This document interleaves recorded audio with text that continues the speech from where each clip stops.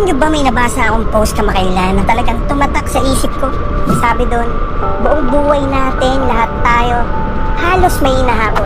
Pera, ganda, kasikatan, tagumpay. At habang mas tumatanda tayo, parang mas lalo tayong nagmamadali na maabot ang mga bagay na yon. Pero habang binabasa ko yung post, napaisip ako. Kasi totoo naman, kahit maging bilyonaryo ka, hindi mo naman kayang kumain ng 10 beses sa isang araw. 3 beses ka pa rin kakain katulad ng lahat. At kahit gaano kalaki ang bahay mo, isang kama lang naman ang hihigaan mo gabi-gabi. At kahit gaano kaganda ang isang tao, darating ang panahon na tatanda at kukulubot ka.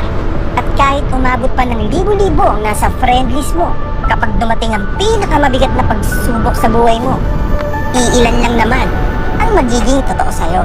At doon ko na-realize na napakahaba ng panahon na ginugol natin para abutin yung mga bagay na akala natin ay magpapasaya sa atin.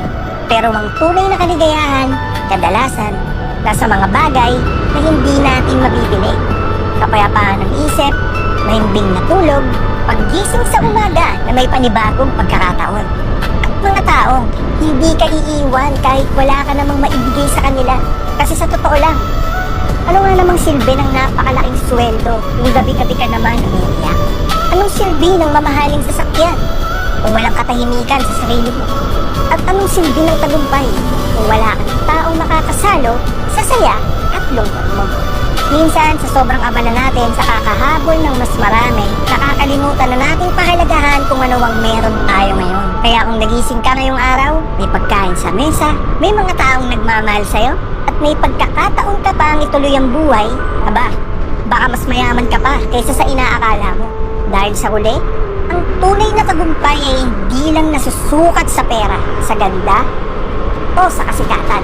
Nasusukat din ito sa kapayapaan ng puso, sa mga taong kasama mo, at sa kakayahan mo matulog sa gabi ng walang bigat na dinadala. Kung nagustuhan mo yan, huwag mong kalimutan mag-follow para updated ka sa lahat ng mga bagong ilalabas ng video. Sana nagustuhan mo, sana makatulong sa'yo.